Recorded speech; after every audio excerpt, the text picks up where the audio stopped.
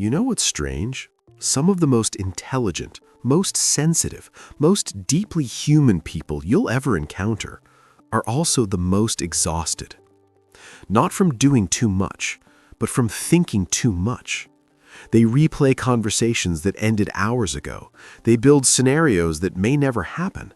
They lie awake at 2 in the morning, not because something went wrong, but because their brain simply doesn't know how to turn itself off. And here's the paradox nobody ever explains to you. The very mental mechanism that makes someone thoughtful, careful, and empathetic is the exact same one that quietly consumes them from within. Today, we're going to go deep into the psychology of people who think too much. What's actually happening in their brain, why this pattern develops, and what it truly says, really says, about who they are. Let's start with the technical name, because it matters. Psychologists call it maladaptive rumination, the tendency of the mind to return over and over again to the same thought loops, especially around uncertainty, past events, or social situations. Studies from Yale and the University of Michigan confirm it. People who ruminate don't do so out of weakness. They don't do it because they're naturally anxious. They do it because their brain is extraordinarily good at recognizing patterns. It's always scanning, always processing, always searching for meaning in everything. The problem isn't the intelligence. The problem is that the system never receives the signal to stop.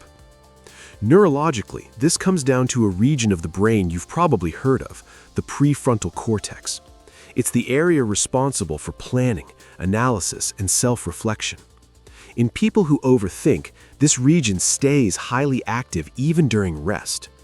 At the same time, the default mode network, the brain's background processing system, keeps generating internal monologue without pause.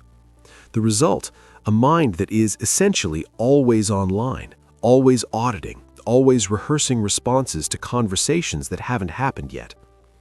And this doesn't start in adulthood. That's what makes it all so much deeper. For the vast majority of people who overthink, the habit is born in childhood or adolescence, often in environments where outcomes felt unpredictable. When a child grows up in a home where moods shifted without warning, where mistakes carried disproportionate consequences, the young brain learns a completely logical survival strategy. Anticipate. Think ahead. If you can predict what's coming, maybe you can protect yourself. Seen this way, overthinking isn't a flaw, it's an adaptation, a very intelligent nervous system doing exactly what it was trained to do. Now, and this is important, not all rumination looks the same. Psychologists identify 2 distinct types.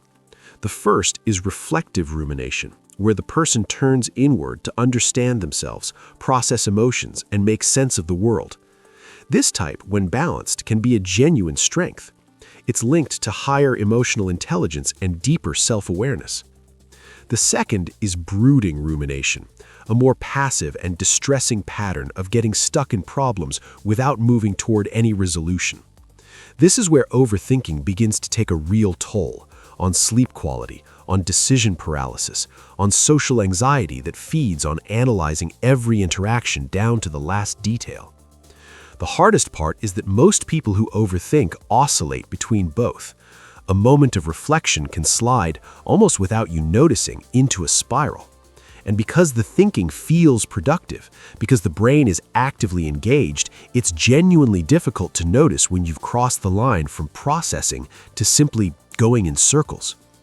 Cognitive psychologists have a name for this, the illusion of mental progress. The mind feels like it's solving something, but in reality, it's just repeating the loop. And this is where dopamine enters the picture, because this is also chemistry. Your brain releases small doses of dopamine during the act of solving problems, even imaginary ones.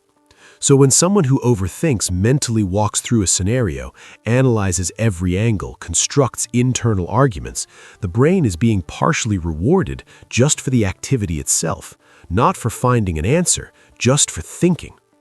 That's why telling someone to just stop overthinking is, neurologically speaking, almost naive. The brain has a chemical incentive to keep going. So what does all of this say about who that person actually is? This is where the research gets interesting, and perhaps not in the way you'd expect. A 2013 study published in the journal Psychological Science found that people with higher levels of rumination also scored significantly higher in cognitive empathy, the ability to understand and anticipate how others think and feel. They are, on average, more sensitive to social nuance, more aware of how words land, more attuned to the unspoken emotional texture of a room. The very engine that makes overthinking so exhausting is also what turns these people into extraordinarily perceptive observers. But perceiving without resolving wears you down, and that's the tension overthinkers live with. They notice everything, they feel the weight of every possibility, and yet the more they think, the distant clarity seems to become. Because here's the quiet truth that psychology keeps returning to. The mind cannot think its way out of everything. Some things have to be felt, decided, or simply let go, not solved. Therapists who work with chronic ruminators don't focus on stopping the thoughts, they focus on changing the relationship with them. Acceptance and commitment therapy teaches something called cognitive diffusion, the practice of observing thoughts without fusing with them, noticing them without being pulled in. It's a subtle shift, but it's genuinely powerful. Instead of, "This situation is dangerous and I need to figure it out," the reframe becomes, "My brain is generating a concern right now." One pulls you under, the other gives you an inch of distance, and sometimes that inch changes everything. What all of this points to goes far beyond the individual. Overthinking is not a character flaw. It is not evidence of instability or weakness. At its core, it is a highly active mind that learned to stay alert in a world that once felt uncertain. The challenge isn't to shut down the thinking entirely. The challenge is to teach that mind, gently and with patience, that it is finally safe enough to rest. And maybe that's the most profoundly human thing about all of this. We all carry cognitive patterns shaped by experiences we didn't choose. Understanding them doesn't erase them, but it does change how much power they have over us. And sometimes that understanding is exactly where it begins.